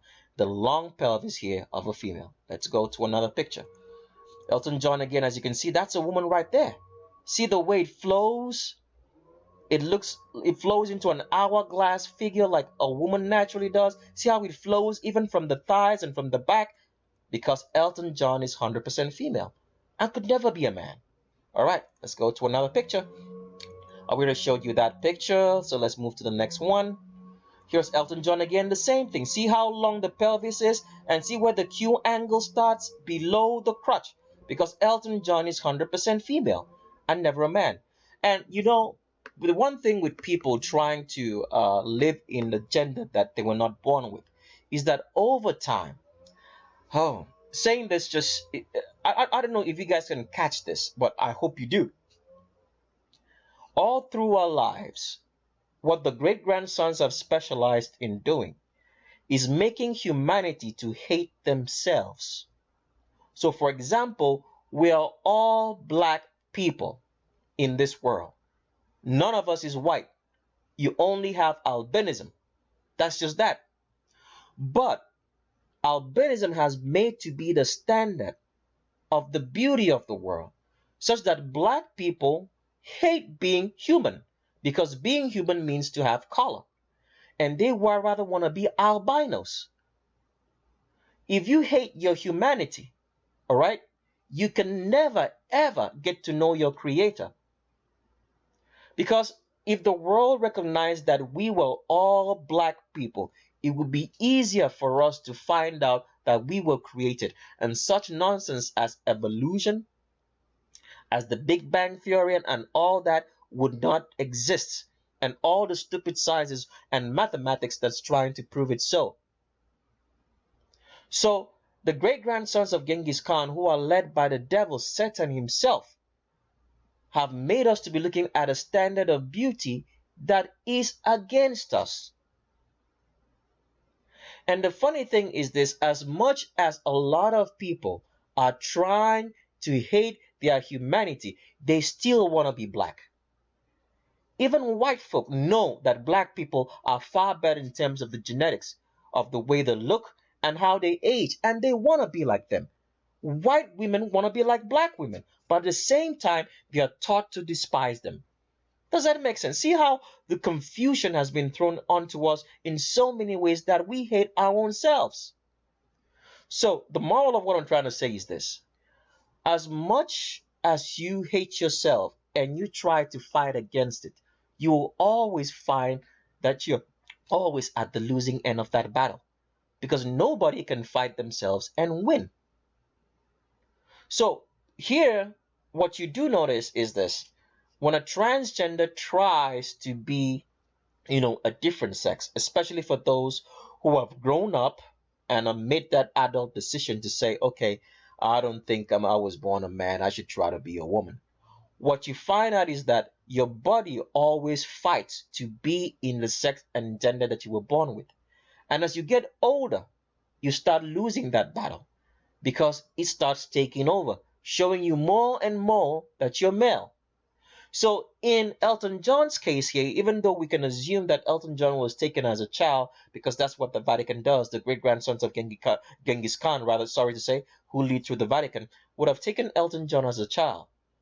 But as he's getting older today, as Elton John is getting older, Elton John is looking weirder and weirder. Why? Because her body is trying to stay in the female form that she was born with, and not the male form which they've been feeding it with too much hormones, to try to make it look male. So fighting a fight against your own self is a losing battle. We're all black. Fighting against it is a losing battle, because you will remain black. And when you die, even you're an albino, you're still going to turn black, because you were a black person. Let's go to another picture of Elton John. So here's Elton John with the so-called man that say he's his gay partner. This is just trying to see how twisted this whole thing is. This is a female right here, and this is a man, but we're told it's gay. They're homosexual.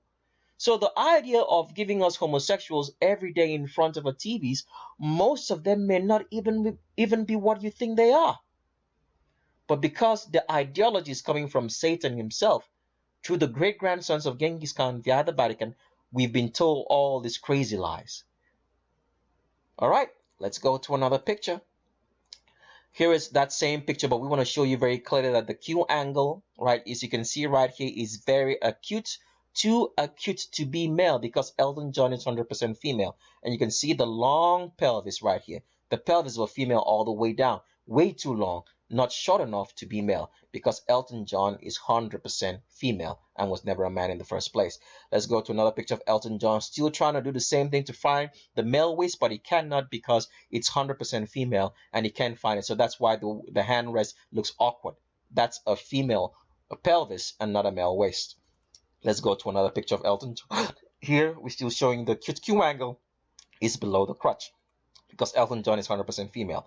Another one right here, as you can see, the long pelvis still shows the cute Q angle is below the crotch, because Elton John is 100% female and was never a man in the first place. Here's another picture of Elton John still showing you that long pelvic region. See how long that is? Only females have this kind of long pelvic region. It's the same with this woman now right here. You can see how long the pelvis is all the way down, because it's a female pelvic region. The same with Elton John, because Elton John is 100% female, just like these two women that she's with.